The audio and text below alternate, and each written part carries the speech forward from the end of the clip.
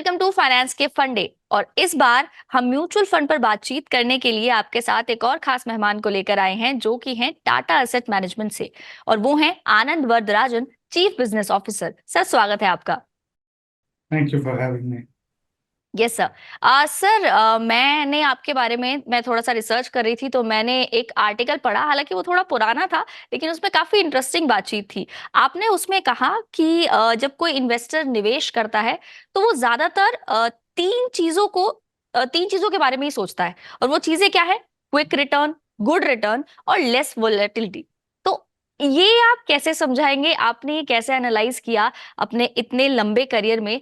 आप कैसे इस पर्सपेक्टिव तक पहुंचे कि इन्वेस्टर्स ये तीनों चीज सबसे ज्यादा चाहते हैं जब वो इन्वेस्टमेंट करते हैं, और अगर किसी इन्वेस्टर को निवेश करना हो तो वो इन तीनों चीजों का एक परफेक्ट मिक्स क्या बना सकता है? देखिए, बहुत अच्छा सवाल किया आपने। आई मीन, इसको अगर मैं दूसरे शब्दों में समझाऊं तो तीन चीज़ें होती है: जल्दी रिटर्न, ज़्यादा रिटर्न, और बिना बिना झटके वाला return, where I mean volatility. तो ये तीन जी। जड़ जो है, मेरे राय में ये एक इम्पॉसिबल ट्रिनिटी कहलाया जाता है कि तीन में से कोई दो चीज़ आपको साथ में मिल सकती है। तीनों चीज़ मिलना बहुत मुश्किल है।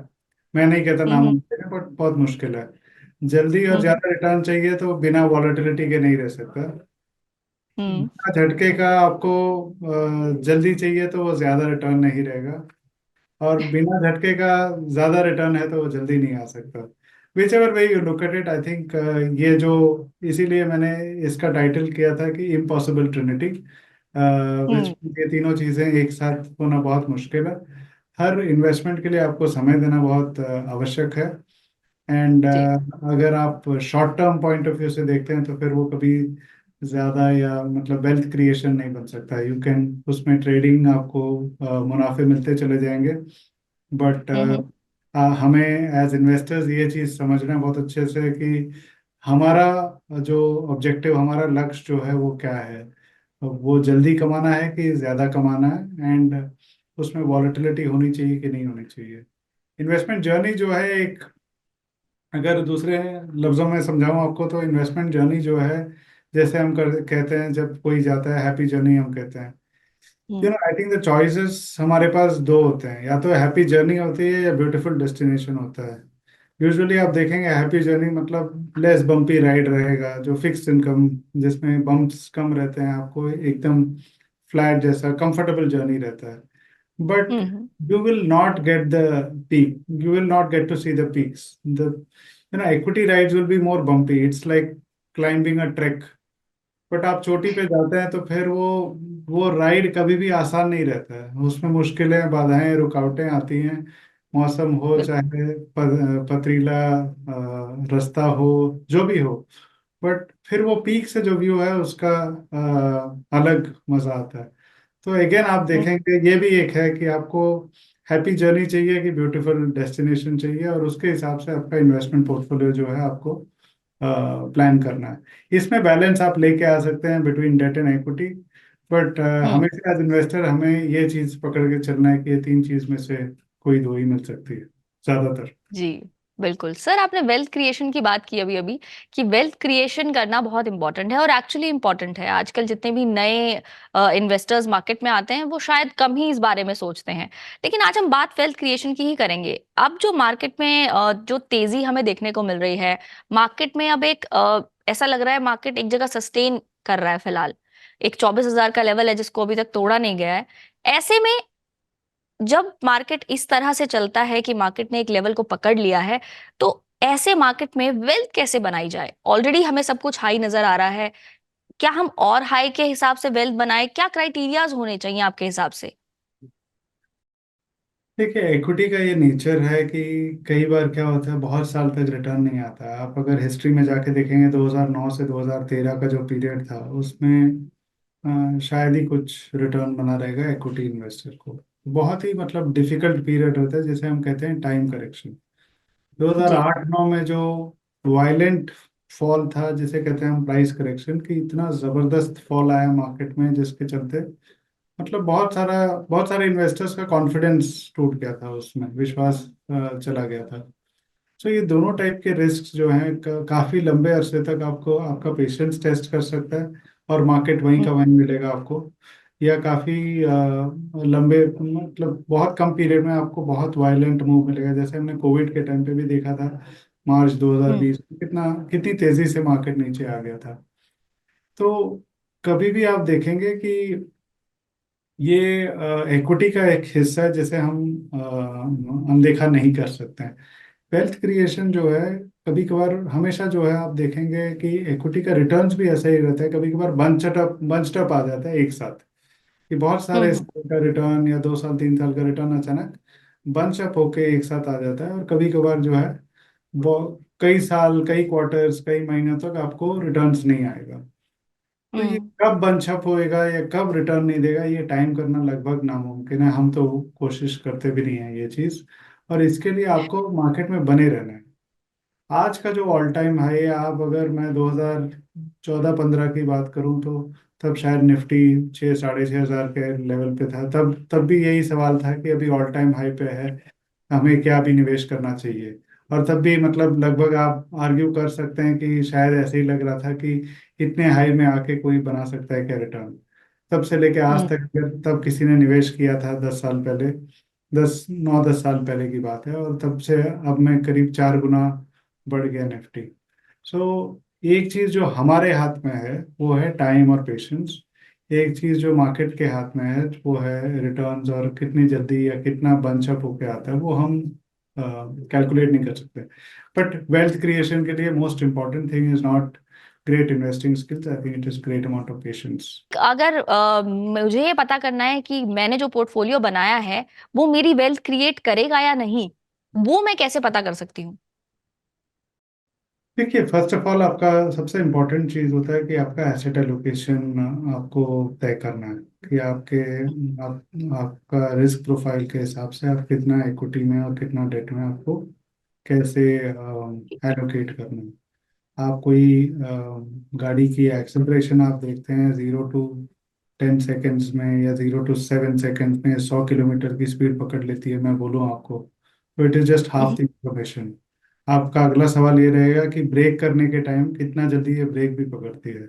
इफ आई से 0 to 100 in 6 seconds, and if I से 100 to 0 इन 12 सेकेंड्स, आपकी कॉन्फिडेंस कभी नहीं रहेगी वो गाड़ी में।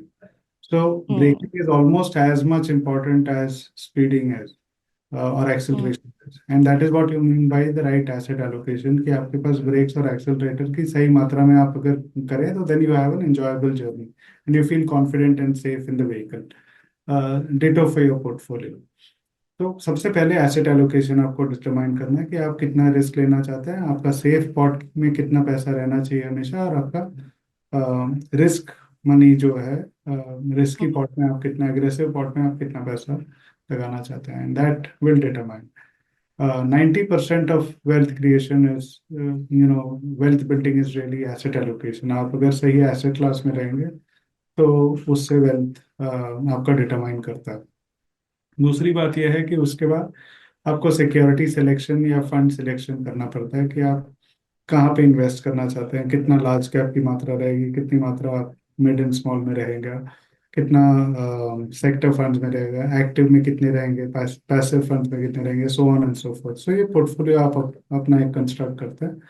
And third part is monitoring it over a period of time, कि आप देख रहे हैं कि उसमें से कैसा आपका पोर्टफोलियो परफॉर्म कर रहा है। Monitoring does not mean every time you see you have to take some action, 1 महीना देखा, 2 महीना देखा, चल नहीं रहा, निकल गया, ऐसे नहीं।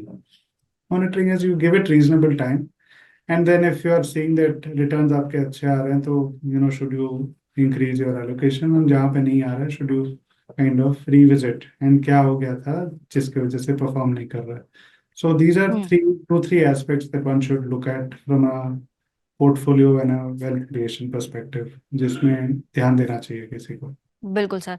सर, अब मार्केट इतनी तेजी से चल रहा है कि उसमें बहुत सारे लोगों को फोमो हो गया है, फियर ऑफ मिसिंग आउट, क्योंकि पार्टिसिपेशन के लिए वो वक्त शायद एक दिन का मिला लोगों को, जिसके बाद मार्केट ने बहुत तेजी से फिर से रिकवरी दिखा दी। जब हमने रिजल्ट देखा, इलेक्शन के रिजल्ट्स जब आए, उस दिन जो मार्केट में डाउन हमने ट्रेंड देखा, इतना ज्यादा डेप्थ हमने मार्केट में देखी कि इतने ज्यादा मार्केट में गिरावट आई है, उसके बाद शायद ही लोगों को मौका मिला है, उस दिन तो शायद मार्केट चल ही रहा है। तो इस डर से वो कैसे निपटे? देखिए, एक तो मेरा ये मानना है कि जब भी ऐसा लगे तो सब लोग अभी सब पूछते रहते हैं कि क्या इन्वेस्टमेंट टिप रहेगा। मैं मेरा एक ही टिप रहता है कि आप सिप करें। तो अ, मेरा मेरे राय में आई थिंक टिप नहीं, सिप करें I think is really one thing which which I would very strongly recommend. I think तीन चीज़ों की बहुत ज़रूरत है क्लाइंट्स को। एक है कि इतना रिटर्न आ जाता है तो फिर ऐसा हो सकता है कि फिर थोड़ा पेशेंस रखना पड़ेगा क्लाइंट्स को। So patience, habit in terms of habitual investing and discipline, ये तीनों चीज़ें होनी चाहिए। ये तीनों करने से आपको पीएचडी मिल जाता है actually. Patience, habit and discipline, ये सिंपल वे है याद रखने का किसी को। बट एक्चुअली अगर ये प्रैक्टिस करें तो आपको इसका फायदा रहेगा। पेशेंस बिकॉज पिछले एक साल में निफ्टी में इतनी इतनी तेजी आई है, इसके वजह से काफी सारा रिटर्न फ्रंट लोड हो चुका है। अभी फ्रंट लोड हो हम्म। चुका है तो हो सकता है, किसको पता क्या हो सकता है, but I am just saying ऐसा हो सकता है कि you may have to moderate your return expectation. आपको एक्सपेक्टेशन थोड़ा कम रखना चाहिए एंड डिसिप्लिन और टाइम होराइजन थोड़ा बढ़ाना पड़ेगा आपको, कि आप निवेश करते चलें बिना रुकावट, टाइम ना करें और सिर्फ करते चलें। इससे आपको बेनिफिट मिलेगा, रादर देन टाइमिंग कि मैं वेट करूंगा एक स्पेसिफिक लेवल तक। वो लेवल नहीं आया तो फिर आपका मिस हो जाएगा आगे का जर्नी भी। तो it's always better to be there but be more patient. बिल्कुल, तो पेशेंस इज द की। और सर, आई मस्ट से कि आपने बहुत अच्छी अच्छी शॉर्ट फॉर्म्स बना रखी हैं चीजों को याद रखने के लिए। तो बिल्कुल जो लोग हमारा शो ये देखेंगे या जो देख रहे हैं उनको इसका बड़ा फायदा होगा। और सर, अगले सवाल पे आते हैं। म्यूचुअल फंड इंडस्ट्री की बात करें तो म्यूचुअल फंड इंडस्ट्री के बाद के पास अब बहुत सारा पैसा है लगाने के लिए, लेकिन लिमिटेड चॉइस ऑफ इन्वेस्टमेंट्स हैं उनके पास फिलहाल मार्केट में। ऐसे में आपको क्या क्या चैलेंजेस का सामना करना पड़ता है जब आप कोई स्टॉक इन्वेस्ट करने के लिए ढूंढते हैं नया? देखिए, चैलेंजेस तो रहता है इन टर्म्स ऑफ जो हमारा पसंदीदा जो स्टॉक है जो पसंद आता है, समझ लीजिए वो हमारे प्राइस पे मिले, वो सबसे इम्पोर्टेंट है। Because price is very important, the price at which you are buying something. दूसरा ये होता है कि हमें वो क्वांटिटी भी मिले जो क्वांटिटी में हमें वो चाहिए। सो प्राइस भी हमारे अनुकूल होना चाहिए, क्वांटिटी भी हमारे लाइकिंग के हिसाब से होना चाहिए। तो ये कॉम्बिनेशन अगर हमें मिले एंड अगर लिक्विडिटी है स्टॉक में तो फिर और भी बढ़िया। तब जाके हमारा एक परफेक्ट ये आ जाता है कि वैल्यूएशन हमारे वैल्यूएशन पॉइंट ऑफ व्यू से ठीक है, क्वांटिटी हमें मिल रहा है हमें जितना चाहिए, and the stock is also very very liquid, then we know that it becomes a good combination for us to look at। तब कैश जल्दी डिप्लॉय होता है, और कभी लगता है कि प्राइस हमारे रेंज में नहीं आ रहा तो फिर there are times that you have to wait. बिल्कुल। सर, जो यंग इन्वेस्टर्स हैं उन्हें आप क्या कहना चाहेंगे फिलहाल कि वो जब इन्वेस्टमेंट स्टार्ट करें अपनी जो जर्नी, वो किन बातों को ध्यान रखें स्टार्ट करने से पहले? क्योंकि ज्यादातर जो न्यू इन्वेस्टर्स होते हैं उनको मार्केट एक ऐसी चीज लगती है जिसमें आप ओवरनाइट पैसा बना सकते हैं। देखिए, यंग इन्वेस्टर्स को ये बात का खास ध्यान होना चाहिए कि ये मार्केट जो है कंपाउंडिंग मशीन है। सबसे हम्म। इम्पोर्टेंट है कि आप जितना जल्दी आपका इन्वेस्टमेंट जर्नी शुरू करते हैं उतना लंबा पीरियड मिलता है आपको अपने मनी को कंपाउंड करने के लिए। क्योंकि अगर आपका, मैं बता रहा हूँ कि सिंपल कंपाउंडिंग कैलकुलेटर अगर आप देखें, क्योंकि हम सोचते हैं हमेशा अरिथमेटिक प्रोग्रेशन में, but compounding works like geometric progression. तो सिंपल बातों में बताऊं तो अगर आप 30 साल तक इन्वेस्टमेंट में बने रहें, एंड अगर आपका पैसा हर 5 साल में दुगना होता है, तो when I ask this question to youngsters, मैं बोलता हूँ आपने लाख रुपए लगाया है, आपको 30 साल में फिर what will be the value, they would say कितना, मतलब because it's a long term time frame, सब बोलते हैं 5 lakh, 6 lakh, 7 lakh. The correct answer is actually 64 lakhs।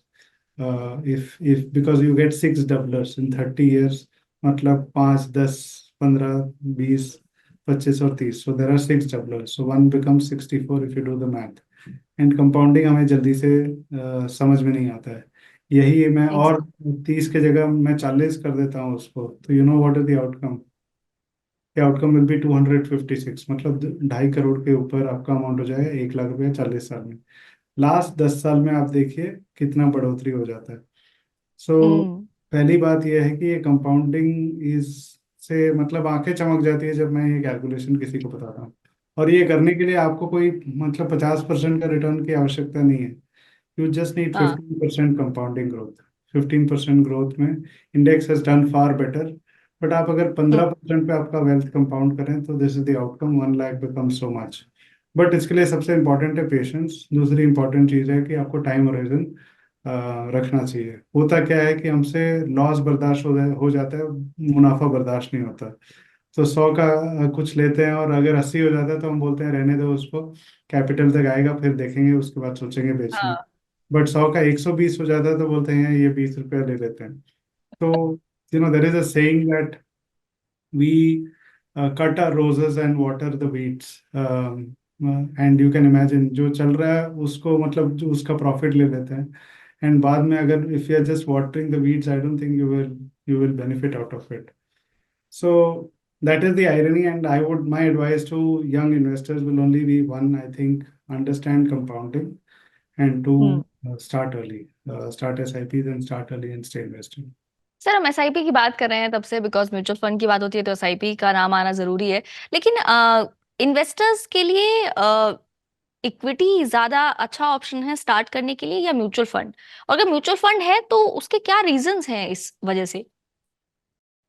देखिए, mutual fund is also having all options of equity, debt, liquid and so on. So mutual fund is just a vehicle. आप अगर खुद से stock चुन सकते हैं तो आप डायरेक्टली जाके शेयर बाजार से अपने लिए स्टॉक ले लेते हैं। हम्म अगर आप नहीं समझते हैं कि मुझे कौन सा स्टॉक लेना है, देन आप म्यूचुअल फंड में इन्वेस्ट करते हैं। फिर आपका पैसा इक्विटी में ही लगता है या डेट में लगता है, depending on the choice of funds. But वो फंड मैनेजर चुन लेते हैं आपके लिए, someone who is a professional who understands the risk involve of the underlying, and उसके हिसाब से वो चुन लेते हैं। तो आई am just saying that if सबसे इम्पोर्टेंट है कैपिटल अपने लिए क्रिएट करना, इसके लिए regular saving through SIP into any good mutual fund. If you were to look at whether debt or equity is something which is according to your choice, but that's a much better vehicle for someone to start their investment. बिल्कुल। और sir, जो आपके market की situations है इसको देखते हुए किस टाइप के म्यूचुअल फंड में इन्वेस्टमेंट करने का सही वक्त है इस वक्त? देखिए, अभी के हिसाब से हम लार्ज कैप फंड्स रेकमेंड कर रहे हैं, मतलब जो नामी बड़े कंपनियां हैं मार्केट में, उसमें हमें लगता है कि large cap mutual funds is why that's why we are recommending large cap mutual funds. अगर इन्वेस्टर जो हैं उनको उनका पहला निवेश है या उनकी रिस्क एपिटाइट कम है तो बैलेंस एडवांटेज फंड बोल के एक कैटेगरी है, वहाँ पे उनको इन्वेस्ट करना चाहिए, जहाँ पे डेट और इक्विटी की वो जो डायलेमा रहती है कि मुझे डेट में इन्वेस्ट करना है कि इक्विटी, वो फंड अपने आप जो है डेट और इक्विटी के बीच में शफल कर लेता है मार्केट के पी के, मतलब टर्न्स के कितना अकॉर्डिंग। महंगा या कितना सस्ता है उसके हिसाब से वो खुद ही टॉगल कर लेता है। So that's a fund hmm that I would very strongly recommend. बिल्कुल sir. Sir, as a asset management company आप अब मार्केट्स को यहाँ से कहाँ देखते हैं? देखिए, हम फॉरवर्ड लुकिंग स्टेटमेंट्स नहीं देते हैं इन टर्म्स ऑफ मार्केट कहाँ जाएगा। हमारा यही मानना है कि आप अगर इंडिया हम्म के पॉइंट ऑफ व्यू से देखें, आई थिंक इंडिया में आप अभी जिस हिसाब से हमने फंडामेंटल्स देखा है, किसी भी पॉइंट ऑफ व्यू से आप देखें, अगर आप ब्याज दर लें या महंगाई लें या फिजिकल डेफिसिट लें या फॉरेक्स रिजर्व्स लें, I think we are perhaps at one of forex reserves is at its highest level. Inflation control में है, इंटरेस्ट रेट्स जो है बिनाइन है, काफ़ी टाइम से स्टेबल है काफ़ी टाइम से, growth hmm is looking very very solid. जो GDP ग्रोथ नंबर है, manufacturing activity is looking very very good. I think and जिस हिसाब से इंडियन डेमोग्राफिक का जो डिविडेंड है, जिसकी वजह से हमें बाहर, even if rest of the world is going through difficulties, हमारे पास इतना कंजम्पशन के लिए, मतलब we can pretty much consume whatever we are producing, क्योंकि the population base is also large, जिसके चलते we are in a very very good solid wicket. हमारा ये मानना है कि at least from where we are, it looks like this is a very, very good time from an India growth story perspective. And that is what is getting reflected in the market also. बिल्कुल sir, market हमेशा economy का reflection नजर आता ही है। Right. Sir एक आखिरी सवाल लेते हैं। अ, आपका कोई प्लान है एनएफओ लॉन्च करने का, कोई नया? सो हमारा एक नया फंड आ रहा है इंडिया का सबसे, हमने एक tourism fund, index fund launch करने हम्म। का एक प्रपोजल है, जो इंडिया का सबसे पहला टूरिज्म इंडेक्स फंड रहेगा। It's called ji. The Tata Nifty tourism index fund. हमारा हम्म। मानना है कि अगर आप सर्विसेज सेक्टर में देखें, तो सर्विसेज सेक्टर को ब्रेक डाउन करें, तो टूरिज्म हम्म। जो है बहुत बड़ा एक कंट्रीब्यूटर है सर्विसेज में। और tourism is not just one company, two companies, एक पूरा वैल्यू चेन है टूरिज्म में। राइट फ्रॉम आप जब से टिकटिंग बुक करते हैं, to the flight, to the airport facilities, to the airlines, to the hotels, to the restaurants where you have food, to the baggages company, the luggage and baggage company, and so on. So ये बहुत बड़ा जो है हम trend देख रहे हैं, चाहे मेडिकल टूरिज्म हो, चाहे पिलग्रिमेज टूरिज्म हो, चाहे बिजनेस ट्रैवल हो। So it's a very very large, and आप देख सकते हैं कि एयरपोर्ट्स में कितनी भीड़ रहती है आजकल। So I really think this is a fantastic sector to be in, and this is the first tourism index fund in the market. We are very excited. हमें लगता है कि ये सेक्टर अच्छा करना चाहिए। अगर कोई इन्वेस्टर लॉन्ग टाइम होराइजन के साथ आए, ये sector is something that we they can really benefit out of, and this is a good way बिल्कुल। to invest into that. Exactly exactly। Sir कब तक प्लान है फिर आपका ये लाने का अभी? हमारा ये फंड मोस्टली 8th जुलाई से शुरू होएगा, and which is coming very very soon. बिल्कुल सर। सर कॉन्ग्रेचुलेशंस, आपको इस फंड के लिए काफी अच्छा रिस्पांस मिले लोगों से, हम भी यही चाहते हैं। और आज आपके इतने सारे इंसाइट्स के लिए भी आपका बहुत बहुत धन्यवाद। हमें बहुत अच्छा लगा आपसे बातचीत करके, और आई होप कि हमारे जो दर्शक हैं उनको भी बहुत अच्छा लगा होगा। बहुत सारी नई चीजें सीखने को मिली होंगी, क्योंकि ये कॉन्वर्सेशन बहुत लॉन्ग टर्म के पर्सपेक्टिव से, टाइम होराइजन के पर्सपेक्टिव से बहुत इंपॉर्टेंट है कि अगर किसी को इन्वेस्टमेंट करनी है तो उसे किस तरीके से अपनी इन्वेस्टमेंट की शुरुआत करनी चाहिए, और स्पेशली वेल्थ क्रिएशन और कंपाउंडिंग, कैसे कंपाउंडिंग के थ्रू आप अपनी वेल्थ क्रिएट कर सकते हैं, इस रिगार्डिंग भी ये कॉन्वर्सेशन बहुत इंपॉर्टेंट है। तो इसे पूरी जरूर देखिएगा, और अगर आपका कोई सवाल है तो आप हमें कमेंट बॉक्स में जरूर पूछ सकते हैं। Thank you very much. Thank you.